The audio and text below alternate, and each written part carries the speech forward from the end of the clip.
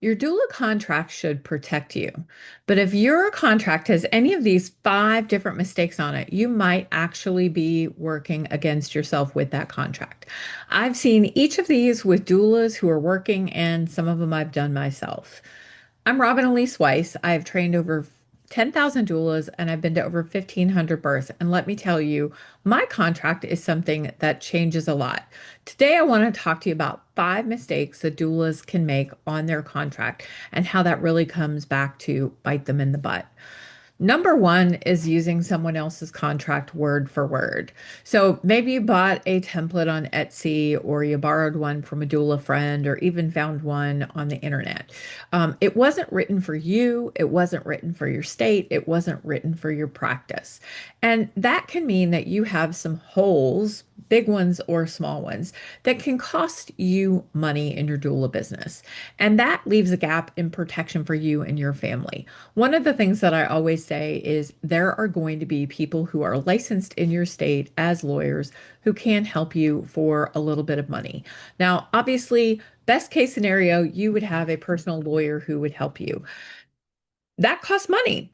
You could also find legal aid clinics. Checking with local universities that have law schools is a great way to find people who are knowledgeable in business and contract law where you are, and can help you.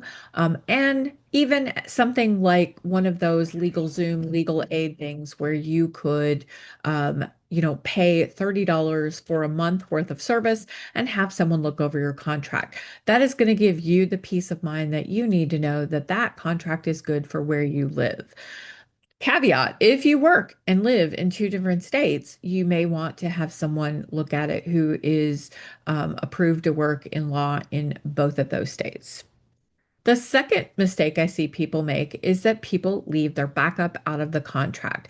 Now, you do not get you don't have to be nitty-gritty, detail oriented. My backup is, here's their phone number, but your clients need to know that they have that backup coverage or that they don't have that backup coverage. Those are going to be important parts of the plan. You want to spell it out clearly.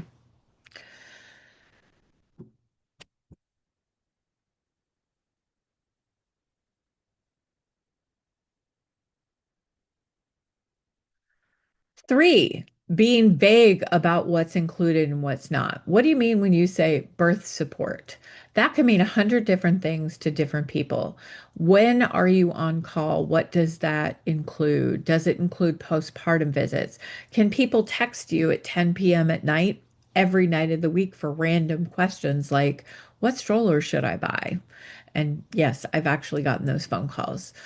You want to think about, right, what do you include? What don't you include? What requirements do you have for your client? For example, you may have heard I require that people take a childbirth class. I want to spell that out there so it is obvious when we look back.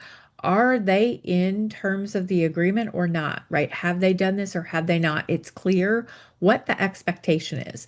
This is ultimately a communication device for you and your client to say, here is what I'm going to do, here is what you are going to do, and that we both agree to it.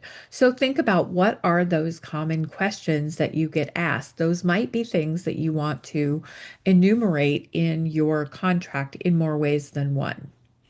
Now, number four is not having a cancellation or refund policy. Now, you don't have to give refunds, but you need to clearly state, I don't give refunds. What is your cancellation or refund policy? What happens if they pay your deposit and then decide they do not want to work with you later? Is there any chance for them to get that back? What does that look like? When would you refund their money? For example, if you missed the birth and your backup didn't go and it was your fault, right? My contract says they will get half of their money back if that happens. So make sure that the language is clear and compassionate. You do not want to be, you do not want to make hard decisions based on a case by case basis. It should be really obvious to everybody what that looks like. Now, number five is forgetting to update your contract. If you are still using the same contract that you used since you took your doula training, that's wrong, right? If all you do every year is go in and update your fee, you're wrong. And one of the things that I've noticed is that my contract grows with me. Now, I have certainly made some mistakes. I love to tell doulas, hey, you are going to make a mistake in your contract. You are going to cost yourself money. I can almost guarantee it. If you're in business for any amount of time, you are going to make a mistake that will cost you some money. And if that happens, what I want you to do is I want you to not be mad at yourself, but I want you to think, how much money did you lose? And think of it as I paid X amount of money to learn this lesson and don't make the same mistake again, right? Sometimes it's I've made a mistake and I didn't get called on it, but I realize, oh, my contract has had this hole in it and I need to go fill it. For example, contracts changed a lot during COVID as people realized it may be out of my hands whether or not I go into this hospital for my client to give birth. How am I going to protect my client and myself and my income in that? So people came up with contingency plans. If I'm not allowed in the hospital, here is what we will do, right? No, money will change, money will change. What does that look like? So thinking about what you could do. I always say you want to review your contract at least once a year.